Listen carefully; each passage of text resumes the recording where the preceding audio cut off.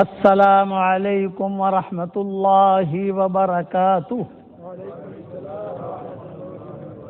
نحمده ونصلي على رسوله الكريم اما بعد الحمد لله نحمده ونستعينه ونستغفره ونؤمن به ونتوكل عليه ونعوذ بالله من شرور أنفسنا ومن سيئات أعمالنا ونعوذ بالله من شرور أنفسنا ومن سيئات أعمالنا من يهده الله فلا مضل له ومن يضلله فلا هادي له ونشهد أن لا إله إلا الله وحده لا شريك له ونشهد أن سيدنا ومولانا محمدا عبده ورسوله صلى الله عليه وعلى آله وأصحابه وبارك وسلم تسليما كثيرا كثيرا أما بعد فأعوذ بالله من الشيطان الرجيم بسم الله الرحمن الرحيم يا أيها الذين آمنوا توبوا إلى الله توبة نصوحا عسى ربكم أن يكفر عنكم سيئاتكم ويدخلكم جنات تجري من تحتها الأنهار يوم لا يخزي الله النبي والذين آمنوا معه نورهم يسعى بين أيديهم وبأيمانهم يقولون ربنا أتمم لنا نورنا واغفر لنا إنك على كل شيء قدير صدق اللہ العظیم۔ قابل احترام بھائیوں، دوستوں اور بزرگوں، اللہ تعالیٰ کو کچھ چیزیں پسند ہیں اور بہت پسند ہے اللہ کو، اور کچھ چیزیں اللہ تعالیٰ کو بہت ناپسند ہیں۔ تو ظاہری بات ہے کہ مسلمان وہ کام کرے گا جو اللہ کو پسند ہے، جو اللہ کو پسند نہیں ہے مسلمان اس سے اوائڈ کرے گا۔ تو اللہ تعالیٰ کو کیا پسند ہے؟ اللہ تعالیٰ کو اپنا دین بہت پسند ہے۔ آسمان اور زمین کے اندر کے خزانے، سونے، ہیرے جواہرات، فلیٹ، مال و مناع، یہ ساری چیزیں اللہ کو پسند نہیں۔ دین کہ اللہ کو بہت پسند، دین میں نماز اللہ کو بہت پسند، قرآن شریف کی تلاوت اللہ کو بہت پسند، درود شریف کا پڑھنا یہ اللہ کو بہت پسند، روزہ رکھنا یہ اللہ کو بہت پسند، یہ چیزیں اللہ کو بہت پسند ہے۔ اس لیے وہ چیزیں کرنا جو اللہ کو پسند ہے، اور بے دینی اللہ کو بالکل ناپسند ہے۔ بے دین آدمی جو ہوتا ہے نا، بے دین کا مطلب جو نماز نہیں پڑھتا، جھوٹ بولتا ہے، غیبت کرتا ہے، سنیما دیکھتا ہے، یوٹیوب پر گندی گندی فلمیں دیکھتا ہے۔ علماء نے لکھا ہے کہ چھپے گناہ سے اللہ، یوٹیوب پر آدمی چھپا گناہ کرتا ہے نا، کوئی دیکھتا نہیں ہے، چھپ کر گناہ کرتا ہے، لیکن اللہ تو دیکھتا ہے۔ تو جو آدمی چھپا گناہ کرتا ہے تو اللہ مرتے وقت میں اس سے کلمے کی توفیق کو چھین لیتا ہے۔ موت کے وقت کلمے کی توفیق نہیں ملے گی اس کو، چھپا گناہ کر رہا ہے۔ کیا سمجھ کے کر رہا ہے؟ لوگ تو مجھے نہیں دیکھ رہے لیکن اللہ تو دیکھ رہا ہے۔ تو بے دینی اللہ کو بہت ناپسند، یاد رکھنا۔ دینداری، اگر دینداری کی بنیاد پر اللہ دیتا بھی ہے۔ مال چاہیے، مال تو مال کہتے ہیں اعمال، اعمال میں مال ہے، اور درہم اور دینار میں، درہم میں ہم ہے، ہم کا مطلب غم، دینار میں نار ہے، نار یعنی آگ۔ اور اللہ نے اعمال کے اندر مال بھی رکھا ہے۔ استغفار کے آدمی کثرت کرے تو اس کی دعائیں قبول ہوں گی۔ کوئی آدمی پریشان آ لو تو کتابوں میں لکھا ہے کہ خوب استغفار کرے، ایسی دعائیں قبول ہوں گی کہ وہ سوچتا بھی نہیں ہے کہ مجھے سمجھو کہ کہاں سے اللہ نے میرا مسئلہ حل کیا۔ امام احمد بن حنبل کا ایک قصہ آپ کو سناتا ہوں میں۔ امام احمد بن حنبل بہت بڑے عالم گزرے ہیں، بہت زبردست کتاب انہوں نے لکھی ہے مسند امام احمد بن حنبل.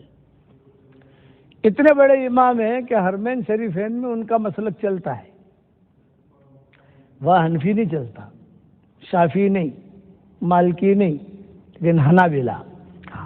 اسی لیے وہاں پر جو ہے جتنے بھی لوگ ہیں وہ قال الامام احمد بن حنبل، قال الامام احمد بن حنبل، قال الامام احمد بن حنبل، یہ جملہ کہتے ہیں وہاں کے ائمہ.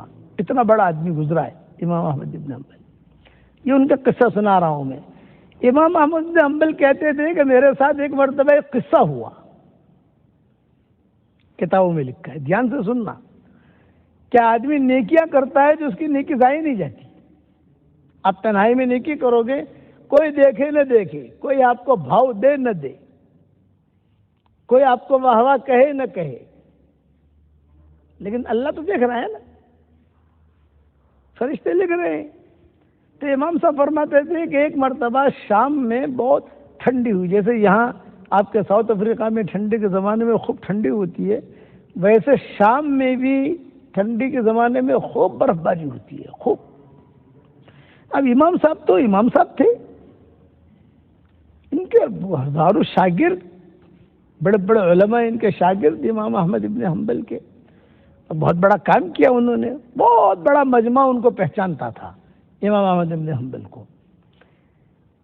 ایک مرتبہ وہاں کی جامع مسجد میں عشاء کی نماز پڑھنے کے لیے چلے گئے امام صاحب، اور اس نیت سے گئے کہ بھی جب مسجد میں جاؤں گا تو میں رات بھر وہاں قیام کروں گا اور وہاں قیام کر کے میری کتاب پوری کروں گا. ان کو کوئی کتاب ان کی پوری مکمل ہو رہی تھی تو اسے لاسٹ ٹچ کرنا تھا.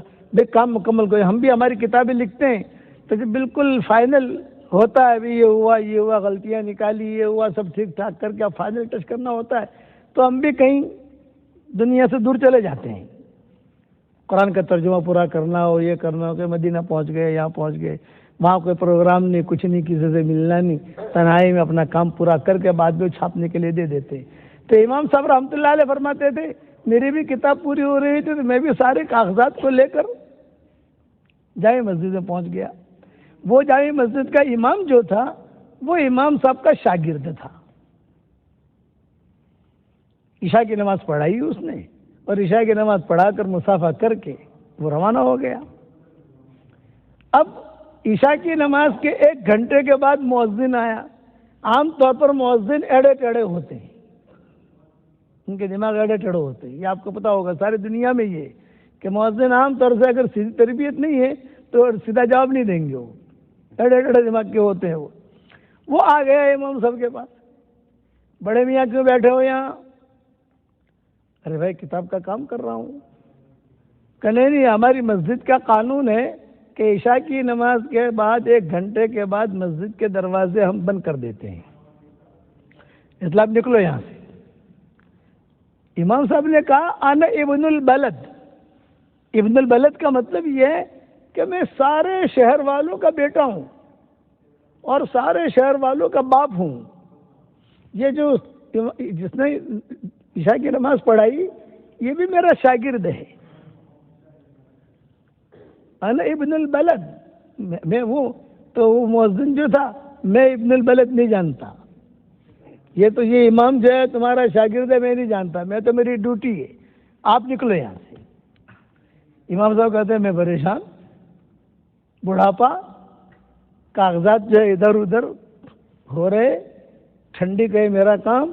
اور اس نے کاغذات سمیٹنے شروع کیے اور سمیٹ کر جو ہے ٹھیک ٹھاک کر کے، وہ جو اس زمانے میں ربڑ تو ہوتے نہیں تھے، وہ ڈورا بورا لایا کہ اسے بھاگا چوکنے بھی ہوتے ہیں یہ مؤذن لوگ، وہ بھاگا وہ یہ باندھ دیا. باندھ کر امام صاحب کہتے مجھے تھمایا اور ہاتھ پکڑ کے کھڑا کیا، جائیے باہر جائیے، مجھے دروازہ بند کرنا ہے.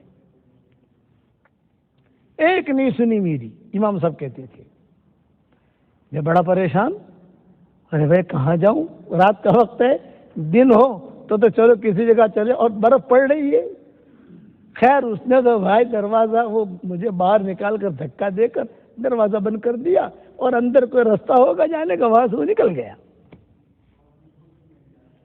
کتابیں میرے ساتھ، پالا پڑ رہا ہے، برف گر رہی ہے، مجھے ڈر کہ میں نے اتنی محنت کی ہے کتابوں پر، پانی گرے گا تو سارا کا سارا ضائع ہو جائے گا، یہ بھی فکر، میری جان کی بھی فکر مجھے میری جان کی بھی فکر، کیا کروں، مجبور تھے، کیا کروں، کوئی ہے نہیں۔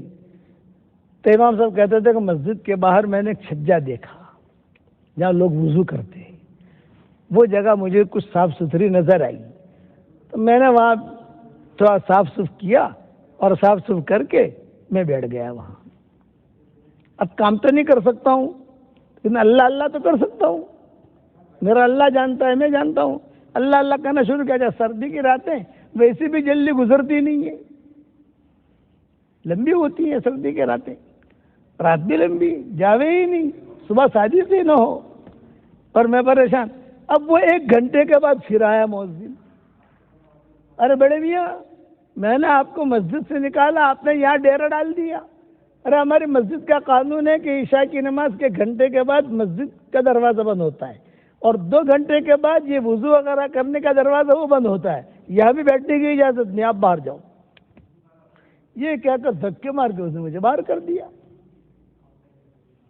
تو امام صاحب کہتے تھے کہ ایسی ٹھنڈی تھی کہ میں نے موت کی آہٹ سنی، موت کی آہٹ، اب مرا تب مرا، اب مرا تب، اس لیے کہ اب تو باہر تو بیٹھنے کی جگہ ہے ہی نہیں، کتابیں میرے ہاتھ میں، بڑھاپے میں آدمی ویسے بھی کمزور ہو جاتا ہے۔ امام صاحب کہتے ہیں میں کھڑا ہوا تھا، سامنے بھی ایک خباز تھا۔ خباز کا مطلب روٹی بنانے والا، آپ نے مدینہ منورہ میں دیکھا ہوگا جو روٹیاں وغیرہ بناتے ہیں، تنور وغیرہ بناتے ہیں، تو وہاں شام میں بہت ہوتے ہیں ایسے۔ خباز تھا، وہ کھڑکی سے دیکھ رہا تھا کہ کوئی آدمی پریشان ہے، مؤذن اس کے ساتھ بدسلوکی کر رہا ہے، مسجد سے نکالا، پھر مین گیٹ سے نکالا، دروازہ بند کر دیا، وہ چلا گیا ڈھانڈ کے ساتھ، چابیاں ہلاتا، اور یہ بیچارہ باہر کھڑا ہے۔ اس نے کھڑکی سے آواز دیکھو بڑے میاں مر جاؤ گے، تم آ جاؤ میرے گھر میں، آ جاؤ، یہ سیڑھی سے چڑھ جاؤ، رات میرے یہاں گزار لو، تم صبح جو ہے تم چلے جانا جہاں جانا ہوا، بڑے میاں آ جاؤ۔ امام صاحب کہتے ہیں کہ میں خوش ہو گیا، چلو اللہ کی مدد آئی بھائی۔ میں وہاں گیا، وہ خباز تھا، تنور بھی جل رہی تھی، اور ماشاءاللہ گرماہٹ بھی آ گئی، گرم روٹیاں بھی بن رہی تھی، اس نے گرم روٹیاں بھی مجھے کھلائی، اور ماشاءاللہ ویسے بھی گرماہٹ تھی۔ بیٹھے، پھر مجھے کہا کہ چچا آج آپ مر جاتے، لیکن یہ کہ اللہ نے میں نے دیکھا کہ تم پر نظر پڑی، تمہاری جان بچ گئی، تم بالکل ٹینشن مت لینا، یہ بستر میرا ہے، میں سوؤں گا، یہ بستر آپ کا ہے، آپ سونا، اور جو ہے صبح فجر کی نماز مسجد میں پڑھنا، مسجد میں پڑھ کر ناشتہ واشتہ کر کے، چاہے جو بھی خدمت ہے وہ کر کے میرے گھر میں، پھر تم نکل جانا جہاں جانا ہوا۔ امام صاحب نے کہا اللہ تیرا شکر ہے، جان بچی۔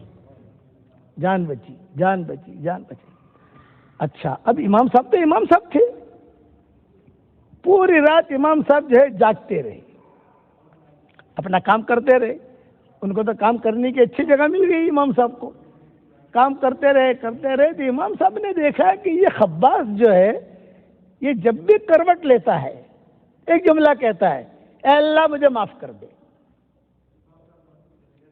دائیں طرف کروٹ لے، اللہم اغفر لی، بائیں طرف کروٹ لے، اللہم اغفر لی، بیٹھے کبھی پیشاب کے لیے اٹھے، اے اللہ مجھے معاف کر دے، یعنی اس کی زبان پر استغفار بہت۔ اب امام صاحب نے تو استغفار پر مستقل کتابیں لکھی ہیں، حدیثیں جمع کی، امام احمد ابن حنبل نے تو باب باندھے ہیں، سارے استغفار کی حدیث انہیں یاد تھی۔ صبح ہوئی تو خباز سے کہا کہ چچا رات کو میں نے دیکھا کہ پل پل بھر تمہاری زبان سے استغفار، اے اللہ مجھے معاف کر دے، اے اللہ مجھے معاف کر دے، استغفر اللہ، اللہم اغفر لی، یہ میں نے دیکھا کہ پتہ نہیں کتنی مرتبہ تم نے کہا ہوگا، کروٹ لیتے ہوئے، کروٹ بدلتے ہوئے، یہ تمہاری عادت کب سے ہے؟ یہ کب سے یہ عادت تمہاری ہے؟ وہ خباز نے کیا کہا، 20 سال سے میں استغفار کر رہا ہوں۔ کتنے سال سے بھائی؟ 20 سال سے میری عادت ہے کہ اٹھتے بیٹھتے اپنی تانگے پر سوار ہو جاؤں تو ایک جملہ کہوں اے اللہ مجھے معاف کر دے، میں جو ہے لیٹوں تو کہوں اے اللہ مجھے معاف کر دے، میں کروڑ بدلوں تو کہوں اے اللہ مجھے معاف کر دے، میں روٹی بناؤں پیڑے اے اللہ مجھے معاف کر دے۔ 20 سال سے میری یہ عادت ہے کہ اٹھتے بیٹھتے میں اللہ سے معافی مانگتا ہوں۔ اور بڑے میاں امام صاحب کو پہچانتا نہیں تھا کہ احمد ابن حنبل ہے، کہا بڑے میاں میں اس درجے تک پہنچا ہوں کہ اللہ تعالیٰ سے جو دعا مانگتا ہوں اللہ میری دعا قبول کرتا ہے۔ صرف ایک دعا میں 20 سال سے مانگ رہا ہوں جو اب تک قبول نہیں ہوئی ہے۔ کتنے سال سے مانگ رہا ہوں بھائی؟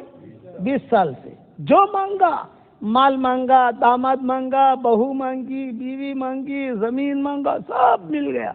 ایک دعا میری 20 سال سے مانگ رہا ہوں وہ اب تک قبول نہیں ہوئی ہے، انتظار میں ہوں وہ میری دعا کب قبول ہوتی ہے۔ تو امام صاحب نے کہا بھئی وہ دعا اگر راز کی نہ ہو تو مجھے بتا کیا دعا مانگتا ہے۔ یہ فرمایا 20 سال سے میں دعا مانگتا ہوں کہ اے اللہ احمد ابن حنبل سے میری ملاقات کرا دے۔ جب احمد ابن حنبل نے یہ سنا تو احمد ابن حنبل کی آنکھوں میں آنسو آ گئے اور کہا کہ میں ہی احمد ابن حنبل ہوں۔ تو اب احمد ابن حنبل ہے؟ فرمایا ہاں۔ بڑے میاں تو چمٹ گئے امام صاحب کو، 20 سال سے تو میں ڈھونڈ رہا ہوں اور آج اللہ نے تم کو میرے گھر میں پہنچایا۔ تو امام صاحب نے ایک جملہ کہا، یا خباز لأجل استغفارک قد جررت الیک جرا شدیدا، تیرے استغفار کی وجہ سے تیری طرف دھکے مار مار کے پہنچایا گیا ہوں۔ لأجل استغفارک قد جررت الیک جرا شدیدا، تیرے استغفار کی وجہ سے مؤذن دھکے مار رہا تھا، میں اللہ کا غیبی نظام نہیں سمجھ رہا تھا، مسجد سے نکال رہا تھا، میں اللہ کا غیبی نظام نہیں سمجھ رہا تھا، یہ مجھے باہر سے نکالا، گیٹ کے باہر کر دیا، میں اللہ کا نظام نہیں سمجھ رہا تھا کہ میرا اللہ کا کیا معاملہ ہے میرے ساتھ، اللہ کیا چاہتا ہے۔ لأجل استغفارک قد جررت الیک جرا شدیدا، تیرے استغفار کی وجہ سے تیری طرف دھکے مار مار کے پہنچایا گیا ہوں۔ وہ بڑے میاں تو جو ہے اتنا ہچکیاں مار مار کے رونے لگے کہ میں نہیں سوچتا تھا، بلکہ میں تو یہ سوچ رہا تھا میں احمد ابن حنبل سے ملاقات نہیں کر سکوں گا اور میں دنیا سے چلا جاؤں گا، کہ میں اس کی کتابیں پڑھتا ہوں، اس کے بیانات سنتا ہوں، اس کی جو ہے لکھی ہوئی تفسیریں دیکھتا ہوں، حدیثیں دیکھتا ہوں۔ میرے دل میں تھا کہ یار یہ آدمی سے زندگی میں ایک مرتبہ تو چہرہ دیکھ لوں اس کا، لیکن کیسے دیکھیں؟ چنانچہ امام صاحب نے کہا بس تیرے استغفار کی وجہ سے آیا ہوں، اب میں جا رہا ہوں۔ صبح ہو گئی، فجر کی نماز پڑھ لی، ناشتہ ہو گیا، کھانا ہو گیا، اب میں میری منزل پر جا رہا ہوں۔ کہنا نا اب میں نہیں چھوڑوں گا آپ کو، 20 سال سے آپ کے انتظار میں اب آپ چلے جاؤ گے؟ نہیں نہیں نہیں حضرت، یہ رہنا پڑے گا آپ کو۔ امام صاحب کچھ دن رہے، امام صاحب نے کہا بھی میں رہوں گا لیکن مجھے تو میرا کام کرنا ہے، حدیثیں مکمل کرنی ہے۔ رہے، اس کے بعد امام صاحب گئے، اس کے بعد بڑے میاں کا انتقال ہوا۔ وہ خباز جو تھا اس کا انتقال بعد میں ہوا۔ دیکھو اس کا استغفار کہاں تک پہنچا دیا اس کو۔ لأجل استغفارک قد جررت الیک جرا شدیدا، احمد بن حنبل یہ قصہ سنایا کرتے تھے اور خوب روتے تھے کہ میرے ساتھ جامع مسجد میں یہ ہوا، لیکن اللہ کا غیبی نظام میں نہیں سمجھ سکتا تھا کہ اللہ نے میرے ساتھ کیا ارادہ کیا ہے۔ اس لیے میرے بھائیوں، دوست، بزرگوں، اصل ہے اللہ کا حکم کا پورا کرنا، اصل ہے دین۔ میرے والد صاحب رحمۃ اللہ علیہ فرماتے تھے ایک اللہ کا حکم کا پورا کر دینا، 7واں آسمان اور اس کے اندر کے خزانے ہاتھ میں آ جائیں اس سے زیادہ قیمتی ہے، اور ایک اللہ کا حکم کا توڑ دینا 7واں آسمان اور زمین کے ٹوٹ جانے سے زیادہ خطرناک ہے۔ حضور صلی اللہ علیہ وسلم نے ہمیں یتیم نہیں بنایا۔ آپ افریقہ میں رہو، امریکہ میں رہو، جنگلوں میں رہو، کہیں پر بھی رہو، لیکن اپنے دین کے ساتھ۔ پہلے ہم مومن مسلمان ہیں، بعد میں تاجر ہیں۔ پہلے مسلمان ہیں، بعد میں ڈاکٹر ہیں۔ پہلے مسلمان ہیں، بعد میں وزیر ہیں۔ پہلے ہم مسلمان ہیں، بعد میں ٹیچر ہیں۔ پہلے ہم مسلمان ہیں، بعد میں پائلٹ ہیں۔ آدمی کی زندگی میں دین آنا چاہیے. یہ دین آدمی کو اوپر لے جاتا ہے, کبھی بھی دین نیچے نہیں لاتا. غریب سے غریب آدمی ہو, کہ بلال غریب سے غریب ہے. کتابوں میں لکھا ہے کہ بلال کہتے تھے میرے لیے کچھ کھانے کا انتظام نہیں ہوتا تھا, مل گئی تو روزی, نہ ملی تو روزہ. یہ حضرت بلال ان کی زندگی تھی. کوئی چہرہ بھی قبول صورت نہیں, کوئی کشش نہیں, کچھ نہیں, لیکن دین تھا. اس دین کی وجہ سے حضور صلی اللہ علیہ وسلم نے ان کو لقب دیا. کیا کہا؟ ہنی اللہ کا یا بلال, بلال تیرے لیے خوشخبری ہے, حشر کے میدان میں لوگ پیدل چلیں گے, میں اللہ کا نبی براق پہ رہوں گا, تو میرے آگے آگے سرخ اونٹنی پر اذان دیتا ہوا چلے گا. یہ درجہ دیا حضرت بلال کو. کیوں درجہ دیا؟ مال بہت تھا ان کے پاس, کہ مول بہت تھے ان کے پاس, شاپنگ سینٹر بہت تھے, پیٹرول پمپ بہت تھے. کہتے تھے مل گئی تو روزی, نہ ملی تو روزہ. مانگتے تھے قرضہ, کسی کے پاس کوئی قرضہ دینے کے لیے تیار نہیں ہوتا تھا. بلال کہتے تھے شادی کرنی تھی, نکاح کرنا تھا, کوئی لڑکے دینے کے لیے تیار نہیں. حضرت بلال کہتے تھے. صدیق اکبر نے اپنے خاندان کی کسی لڑکی سے نکاح کرایا, حضرت بلال کا. یہ حبشے میں لوگ جو ہیں وہ رقص کرتے ہیں, ناچتے ہیں. آپ نے دیکھا ہوگا حرم شریف کے اندر یہ حبشہ کے لوگ جو آتے ہیں یا نائجیریا کے آتے ہیں, جب ائمہ قرآن شریف پڑھتے ہیں, جنت کی آیت پر روتے ہیں, جب خوش ہوتے ہیں, اور جہنم کی آیت پر بھی روتے ہیں, تو وہ احباش جو ہوتے ہیں نا, وہ نماز میں کھڑے کھڑے یوں ناچتے رہتے ہیں. یہ ان کا ماحول ہے حبشیوں کا. ایک مرتبہ حضرت بلال باہر کھڑے کھڑے ناچ رہے تھے, تو صحابہ نے کہا بلال آج موڈ بھی ہو, کیوں ناچ رہے ہو؟ یہ فرمایا میں اس لیے رقص کر رہا ہوں کہ اللہ کا شکر ہے اللہ نے ہدایت اپنے قبضے میں رکھی ہے. اگر ہدایت تم مدینہ والوں کے قبضے میں ہوتی تو تم لوگ مجھے ہدایت بھی نہ دیتے.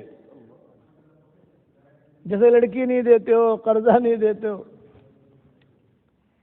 محبت بھری ہوئی حضور صلی اللہ علیہ وسلم کی دل کے اندر. حضور صلی اللہ علیہ وسلم کا جب انتقال ہو گیا تو کتابوں میں لکھا ہے حضرت بلال اذان دینے کے لیے چڑھے. انتقال ہو گیا حضور صلی اللہ علیہ وسلم کا, تجہیز ہو گئی, تکفین ہو گئی, اور سب کچھ ہو گیا, تو بلال کے ذمے اذان تھی. تو کتابوں میں لکھا ہے جب اذان دینے کے لیے چڑھے تو انہوں نے کہا اشہد ان محمد رسول اللہ. یہ کہتے ہی گر پڑے کہ اب میں اذان دے رہا ہوں, حضور نہیں ہے. بھائی حضور کا انتقال ہوا, 2-3 دن, 2.5 دن, 2 دن لگے تجہیز تکفین میں, سارے معاملات ٹھیک کرتے کرتے. تو دل میں یہ تھا کہ چلو ابھی حضور ہے, یعنی ابھی ہیں, ابھی قبر میں نہیں گئے ہیں, ابھی قبر میں نہیں گئے. لیکن جہاں حضور کو قبر میں رکھا اور اذان کا وقت آیا, اس لیے کہ اذان تو جاری رہے گی نا, نماز جاری رہے گی. تو جب اشہد ان محمد رسول اللہ پر پہنچے تو بے ہوش ہو کر گر پڑے, اور جب ہوش میں آیا تو انہوں نے قسم کھائی کہ اللہ کی قسم اب میں کبھی بھی اذان نہیں دوں گا. حضرت بلال نے وہاں قسم کھائی تھی کہ اللہ کی قسم اب کبھی بھی اذان نہیں دوں گا. اذان دینا چھوڑ دیا انہوں نے. حضرت ابوبکر کے پاس آئے, حضرت ایک پرائیویٹ مشورہ کرنا چاہتا ہوں. صدیق اکبر امیر المومنین تھے. کہا کرو. یہ میں یہ مشورہ کرنا چاہتا ہوں کہ اب میں مدینہ منورہ میں نہیں رہ سکتا, اور میں نے اذان نہ دینے کی قسم بھی کھائی ہے کہ اذان نہیں دوں گا میں اب. اس لیے کہ جب اذان دوں گا تو اشہد ان محمد رسول اللہ پر پہنچوں گا تو مجھے حضور یاد آئیں گے. میں یہ نہیں کر سکتا. آپ مجھے اجازت دے دیں, میں دور چلا جاؤں اور دور جا کر کچھ نہ کچھ دین کا کام کروں. صدیق اکبر نے اجازت دے دی, جاؤ چلے جاؤ. حضرت عمر نے آ کر صدیق اکبر سے کہا کہ حضرت آپ نے اجازت نہیں دینی تھی, اجازت کیوں دی آپ نے؟ یہاں مدینہ میں کون رہے گا؟ مدینہ منورہ, حضور کا آدمی, خاص آدمی, حضور کا خاص خادم. تو صدیق اکبر نے کہا نہیں بھی, ایک آدمی اللہ کے راستے میں جانا چاہتا ہے, میں منع نہیں کر سکتا, جاؤ تمہیں جہاں جانا ہے جاؤ. یہ شام چلے گئے حضرت بلال جو تھے. شام 6 مہینے کے بعد حضور صلی اللہ علیہ وسلم خواب میں آئے حضرت بلال کی, اور بلال کے خواب میں آ کر کہا کہ بلال ایسی بے رخی بھی کیا، مجھے چھوڑ کے تو چلا گیا۔ حالانکہ 1,00,000 1,50,000 کا مجمع نقل و حرکت کر رہا تھا اس وقت میں، غزوے ہو رہے تھے، جہاد ہو رہے تھے، 1,00,000 1,50,000 کا مجمع الگ الگ علاقوں پر وہ غزووں میں شریک تھے۔ کسی کے خواب میں حضور نہیں گئے، بلال کے خواب میں آئے، اور بلال کے خواب میں آ کر کہا کہ بلال ایسی بے رخی بھی کیا جو سلام تک نہ پہنچے، تو مجھے چھوڑ کے چلا گیا، میں تجھے بلا رہا ہوں تو مدینہ۔ کتابوں میں یہ قصہ لکھا ہے۔ بلال اٹھے، اپنی بیگم سے کہا میرا سامان تیار کرو، میں مدینہ منورہ جا رہا ہوں، حضور نے بلایا ہے۔ وہ بھول گئے کہ حضور کا انتقال ہو گیا ہے، دماغ میں یہ ہے کہ حضور زندہ ہے، اور پورے سفر میں ایک ہی جملہ کہتے کہتے چلے، غلام آ گیا، غلام آ گیا، غلام آ گیا، فقیر آ گیا، فقیر آ گیا۔ مدینہ کی بستی کو جب بلال نے دیکھا تو رونے لگے، آ گئی مدینہ کی بستی، آ گئی مدینہ کی بستی، اور ایک ہی بات، فقیر آ گیا، فقیر آ گیا، فقیر آ گیا۔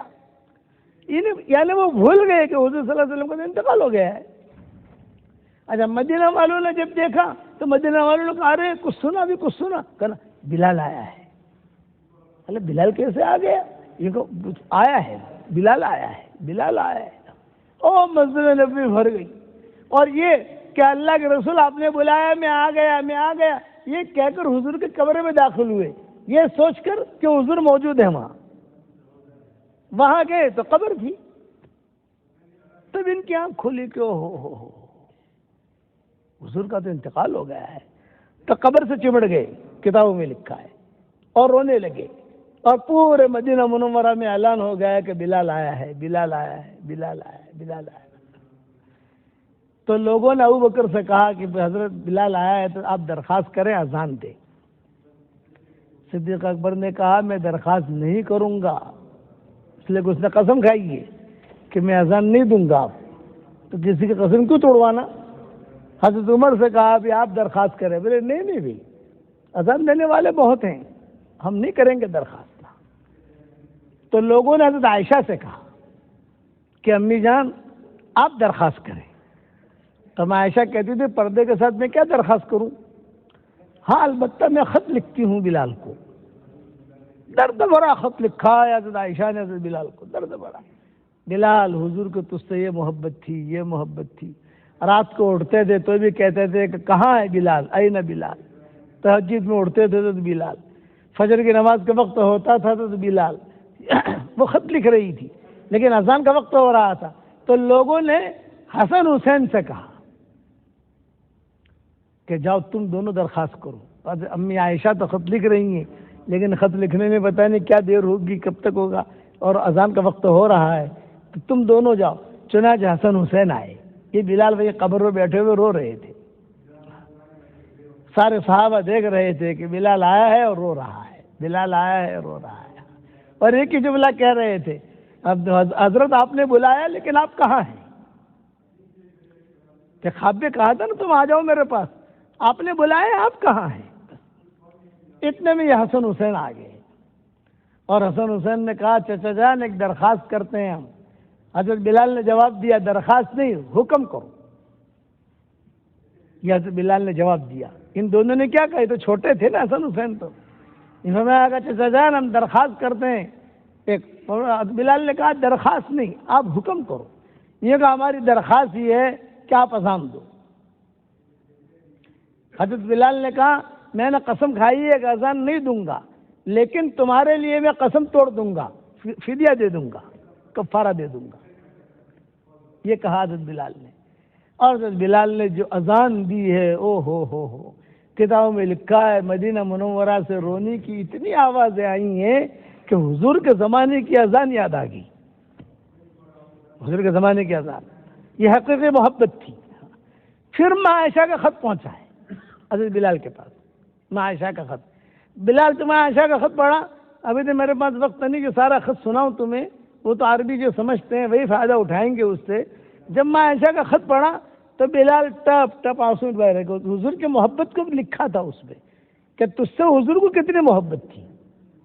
ہمارے گھر میں کوئی کام ہوتا، پانی کی ضرورت ہوتی بلال، سبزی کی ضرورت ہوتی بلال، کپڑے لانے بلال، کسی جگہ سے کوئی اونٹوں کا چارہ لانا ہے تو بلال. ساری مائیں کام سونپتی تھی حضرت بلال کو، یہ کام کرنا ہے، یہ کام کرنا ہے، یہ کام کرنا ہے. اب میں آخر میں درخواست کرتی ہوں کہ تو آج اذان دے تاکہ ہمیں حضور صلی اللہ علیہ وسلم کا زمانہ یاد آ جائے. وہ خط اذان تو دے چکے تھے، وہ حسن حسین کے کہنے پر وہ خط پڑھتے تھے اور روتے تھے. خط انہوں نے اپنی جیب میں رکھا اور کتابوں میں لکھا ہے ہر فرض نماز کے بعد وہ خط پڑھ کر اللہ سے دعا مانگتے تھے کہ اللہ امی کا یہ خط ہے، اس خط کی برکت سے تو مجھے معاف کر دینا. اخیر تک وہ محبت میں رہے. پھر آئے اور آ کر کہا کہ حضرت میں جا رہا ہوں، میں تو سمجھ رہا تھا کہ حضور زندہ ہیں لیکن حضور تو زندہ نہیں. پھر صدیق اکبر کا انتقال ہو گیا. اس کے بعد جب حضرت عمر رضی اللہ تعالیٰ عنہ نے بیت المقدس فتح کیا، وہ بھی جمعہ کا دن تھا. حضرت عمر جب بیت المقدس فتح کیا وہ جمعہ کا دن تھا، اور صلاح الدین ایوبی نے جو بیت المقدس فتح کیا وہ بھی جمعہ کا دن تھا. یہ دونوں جمعہ کے دن تھے. جب وہ جمعہ کا دن تھا اور بیت المقدس فتح ہوا تو حضرت عمر سے لوگوں نے کہا کہ بلال ہے، کیونکہ بیت المقدس سے شام قریب ہے. شام اور بیت المقدس دونوں قریب ہے، کوئی دور نہیں ہے. تو لوگوں نے کہا بلال سے کہا اذان دو. بلال نے کہا نہیں. لوگ حضرت عمر کے پاس آئے اور کہا حضرت بلال سے کہو اذان دو. بلال لیٹے ہوئے تھے. حضرت عمر آئے اور اپنے پاؤں سے ہی مارا ان کو. امیر المومنین ہے نا، اپنے پاؤں سے ہلکا ہلکا. حضرت بلال نے دیکھا تو دیکھا کہ امیر المومنین ہے. امر کیا امیر المومنین، اب کیا کہتے ہیں کہ قم واذن، بہانش تو تم ہو ہی گئے ہو، فدیہ تو دے ہی دیا ہے تم نے حسن حسین کے کہنے کی وجہ سے، اب تم اذان دو. چنانچہ حضرت بلال نے وہ بیت المقدس میں اذان دی. جب بیت المقدس میں اذان دی تو لوگ جو ہے وہاں پر بھی بہت روئے بیت المقدس میں. اس کے بعد حضرت بلال کہتے تھے کہ اللہ، حضور کا زمانہ چلا گیا، خیر القرون چلا گیا، اب بھی خیر القرون ہے، لیکن اے اللہ اب میں تیرے نبی سے ملاقات کا منتظر ہوں. حضور مجھے یاد کر رہے ہیں. اس کے بعد ان کا انتقال ہوا حضرت بلال کا. حقیقی محبت اسے کہتے ہیں، سنت کا اتباع. اللہ معاف فرمائے، آج ہم جو ہے نا، ہم یعنی دنیا بھر کی محبت جتائیں گے لیکن سنتوں پر نہیں چلیں گے. تہجد ہے اس کی پابندی نہیں، جن کا اللہ تعالیٰ کے احکامات ہیں اس کی پابندی نہیں. تو علماء نے لکھا ہے یہ آدمی اپنے اللہ اور رسول کے ساتھ بغاوت کر رہا ہے. اسی لیے کہتے ہیں کہ ایک آدمی نے گناہ کیا باہر جا کر اور مسجد میں آ کر معافی مانگی، اے اللہ معاف کر دے، اے اللہ معاف کر دے، اے اللہ معاف کر دے.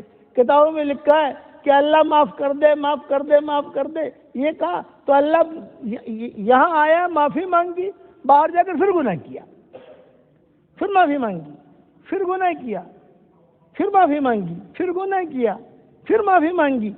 کأنہ یستہزئ مع ربہ، یہ اپنے رب کے ساتھ مذاق کر رہا ہے.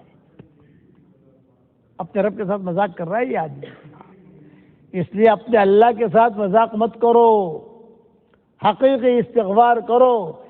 مسلم شریف کی حدیث ہے 24 گھنٹہ اللہ تعالیٰ اپنے ہاتھوں کو پھیلاتے ہیں. 24 گھنٹہ یوں، ان اللہ یبسط یدہ باللیل لمسیء النہار وَيَبْسُطُ يَدَهُ بِالنَّهَارِ لِمُسِيءِ اللَّيْلِ. اللہ تعالیٰ رات میں ہاتھ پھیلاتے ہیں اور کہتے ہیں او دن کے گنہگار آجا میں تجھے معاف کر دوں. اور دن میں اللہ ہاتھ پھیلاتے ہیں اور رات کے گنہگار آجا میں تجھے معاف کر دوں. بتاؤ اتنا بڑا کریم ہے. رات کو ماں باپ اپنا دروازہ بند کر دیتے ہیں، اللہ اپنا دروازہ بند نہیں کرتا. اللہ تعالیٰ کو استغفار اتنا پسند ہے، اتنا پسند ہے. حضور صلی اللہ علیہ وسلم نے مثال دی. ایک آدمی تھا اپنی اونٹنی پر سوار ہوا. یہ بخاری مسلم میں کئی کتابوں میں یہ حدیثیں آتی ہیں. ایک آدمی تھا اپنی اونٹنی پر سوار ہوا اور اس کی اونٹنی پر پانی بھی ہے، کپڑا بھی ہے، پیسے بھی ہیں، مال و منال بھی ہے، کھانا بھی ہے، کھجوریں بھی ہیں، اور وہ جا رہا ہے جا رہا ہے جا رہا ہے، لق و دق میدان ہے، اور کوئی ہے نہیں، کوئی درخت نہیں، کوئی آدمی نہیں، لمبا چوڑا چٹیل میدان، ریگستان. بیٹھے بیٹھے یہ تھک گیا تو اس کے دل میں یہ بات آئی کہ چلو اٹھنی کھڑی کر کے، کوئی باندھنے کی جگہ تو ہے نہیں، اٹھنی کھڑی کر کے اس کے سائے میں تھوڑی دیر کے لیے میں کمر سیدھی کروں. اٹھنی کھڑی کی، سائے کے اندر لیٹا، آنکھ لگ گئی، آنکھ کھلی تو وہ اٹھنی بھاگ گئی. اب کچھ بھی نہیں، سارا کھانا اس پر ہے، پانی اس پر ہے، کپڑے اس پر ہے، مال اس پر ہے. اب کہاں اٹھنے کو ڈھونڈے؟ گرمی کا ہی میرا کام. تو روایتوں میں آتا ہے کہ اب یہ مایوس ہو گیا، نا امید ہو گیا، اب تو میں مروں گا، اس لیے کہ بچنے کی کوئی شکل نہیں ہے. اب دوسری مرتبہ لیٹا مرنے کی نیت سے، اب تو مرنا ہی مرنا ہے، چلو میں سویا ہوا ہوں اور میری روح قبضہ ہو جائے. اب مرنے کی نیت سے لیٹا دوسری مرتبہ، اس کی آنکھ کھلی، اٹھنی موجود تھی. تو بتاؤ کتنی خوشی ہوئی ہوگی. تو اس خوشی میں کیا کہہ رہا ہے؟ اے اللہ، تو میرا کتنا اچھا بندہ، میں تیرا کتنا اچھا رب. الٹی بات کر رہا ہے. تو میرا کتنا اچھا بندہ، میں تیرا کتنا اچھا رب کہ تو نے میری اٹھنی واپس کی. تو حضور صلی اللہ علیہ وسلم فرماتے تھے یہ اتنا خوش ہوا ہے کہ خوشی میں کیا کہہ رہا ہے اسے پتہ بھی نہیں ہے. حالانکہ کہنا چاہیے تو میرا کتنا اچھا رب ہے، میں تیرا کتنا اچھا بندہ ہوں کہ تو نے مجھے اٹھنی واپس کی. یہ تو نہیں کہتا، الٹا کہتا ہے تو میرا کتنا اچھا بندہ، میں تیرا کتنا اچھا رب کہ تو نے میری اٹھنی واپس کی. یہ خوشی کے بارے کہہ رہا ہے.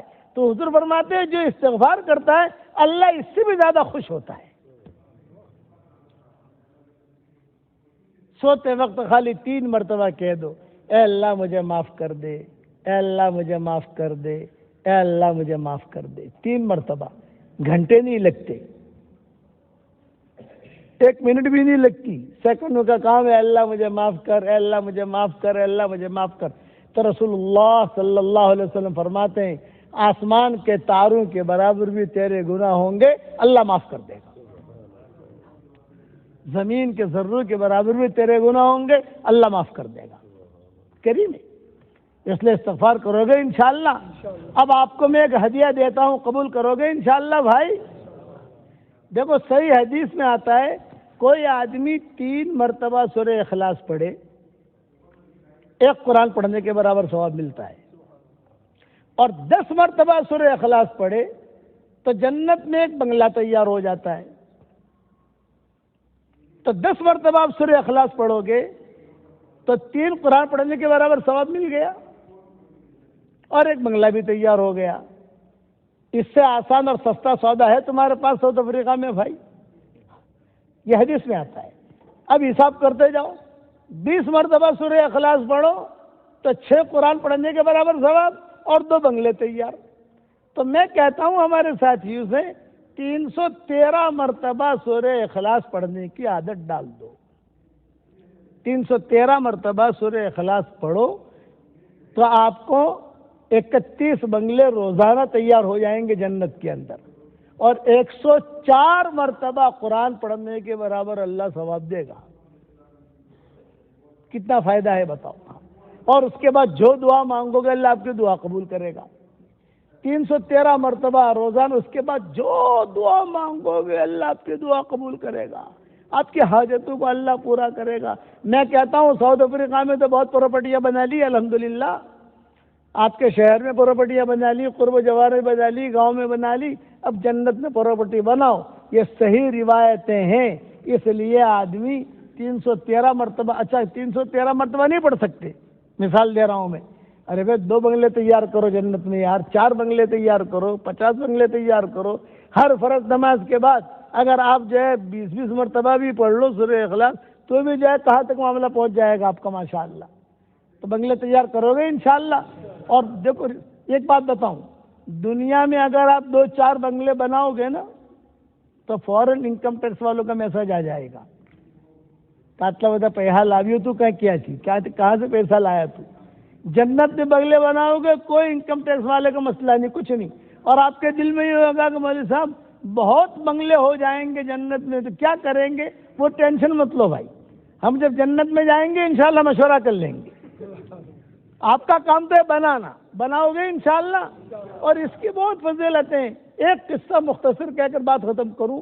حضرت معاویہ ابن معاویہ لیثی انصاری تبوک کے موقع پر تبوک نہیں گئے تھے، حضور صلی اللہ علیہ وسلم تبوک میں تھے 700 کلومیٹر دور مدینہ منورہ سے، اور ان کا انتقال ہوا مدینہ منورہ میں، معاویہ ابن معاویہ لیثی انصاری کا۔ حضور صلی اللہ علیہ وسلم تبوک میں تھے، حضرت جبریل نے کہا کہ حضرت وہ معاویہ ابن معاویہ لیثی انصاری کا انتقال ہوا ہے مدینہ میں، تو اس کی لاش یہاں لاویں، آپ جنازے کی نماز پڑھتے ہو یا ہم پڑھ لیں وہاں؟ آپ نے فرمایا نہیں لے آؤ۔ ہزاروں فرشتے ان کی لاش کو لے کر تبوک آئے، حضور صلی اللہ علیہ وسلم نے جنازے کی نماز پڑھی، پھر حضرت جبریل نے کہا حضرت بقی میں دفن کریں یا یہی تبوک میں دفن کر لیں؟ آپ نے فرمایا نہیں بقی میں دفن کرو۔ تو فرشتے لے گئے، بقی میں دفن کیا۔ تو حضور نے پوچھا کہ اتنا بڑا اعزاز کیوں ملا ان کو، کیا وجہ ہے؟ تو حضرت جبریل نے کہا یہ سورہ اخلاص بہت پڑھتا تھا، سمجھے؟ اس لیے میری تشکیل یہ ہے پہلی کہ بے حساب مرتبہ سورہ اخلاص پڑھو، بے حساب اللہ اپنے رحمتوں سے تمہیں نوازے گا انشاءاللہ، پڑھو گے انشاءاللہ۔ دوسرا ہمارا دعوت کا کام یہ سدا بہار ہے، ہر جگہ ہمارا دعوت کا کام چل رہا ہے الحمدللہ۔ مسجد و جماعتیں بیٹھتی ہیں، 3 دن کی جماعتیں بھی جاتی ہیں، چلے کی بھی جاتی ہیں، 3 چلے کی بھی جاتی ہے۔ آپ حضرات سے درخواست کر رہا ہوں کہ دعوت کے کام میں بھی حصہ لوگے انشاءاللہ۔ اب صرف مجھے ہاتھ اوپر کرو، کون اللہ کے راستے میں جائے گا خالی ہاتھ اوپر کر لو، بس اللہ تعالیٰ قبول فرمائے انشاءاللہ۔ اور میں ہمیشہ دعا کرتا ہوں اس کے لیے جو مجھے اپنی دعاؤں میں یاد رکھتا ہے۔ آپ اگر میرے لیے دعا کرو گے میرے دعا میں پارٹنر رہو گے انشاءاللہ، ٹھیک ہے انشاءاللہ۔ اللہم لک الحمد کلہ ولک المن کلہ، لک الشکر کلہ ولک الملک کلہ، لک الخلق کلہ ولک الفضل کلہ، وإلیک یرجع الامر کلہ، وإلیک یصعد الکلم الطیب کلہ۔ اللہم لک الحمد بالاسلام، لک الحمد بالایمان، لک الحمد بالقرآن، لک الحمد حتی ترضى، لک الحمد اذا رضیت، لک الحمد بعد الرضا۔ اور یا رب صل وسلم دائما ابدا علی حبیبک خیر الخلق کلہم۔ اے اللہ ہمارے گناہوں کو معاف فرما، اے اللہ ہماری خطاؤں سے درگزر فرما، اے اللہ اس شہر والوں کو قبول فرما، ان کے مردوں کو قبول فرما، ان کے عورتوں کو قبول فرما، ان کے بچوں کو قبول فرما۔ اے اللہ میری تشکیل پر جو 313 مرتبہ سورہ اخلاص پڑھنے کی عادت ڈالے، اے اللہ اس کو 104 مرتبہ قرآن پڑھنے کا ثواب بھی عطا فرما، اور 31 بنگلے بھی جنت میں عطا فرما، اور اس کی دعائیں بھی قبول فرما، اور اس کے حاجتوں کا تو غیب سے تکفل فرما۔ اے اللہ اس شہر میں آنے کو قبول فرما، اس شہر میں قیام کو قبول فرما، اس شہر سے جانے کو قبول فرما۔ اچانک کا خیر ہمیں نصیب فرما، اچانک کے شر سے تو ہماری حفاظت فرما۔ ہمارا کھویا ہوا دین ہمیں واپس دے دے، ہمارا کھویا ہوا قرآن واپس دے دے۔ اے اللہ جو پریشان حال ہو ان کی پریشانیوں کو دور فرما۔ اے اللہ جس کی جو حاجت ہو اس کے حاجت کا تو غیب سے تکفل فرما۔ اے اللہ رسول اللہ صلی اللہ علیہ وسلم نے جتنے خیر کے لائن کی دعائیں مانگی ہیں وہ ساری کی ساری ہم سب کے لیے مقدر فرما، اور جن شرور سے پناہ چاہی ہو ان شرور سے تو ہماری حفاظت فرما، اور اپنے فضل و کرم سے ہماری دعاؤں کو قبول فرما۔ سبحان ربک رب العزت عما یصفون وسلام علی المرسلین والحمد للہ رب العالمین۔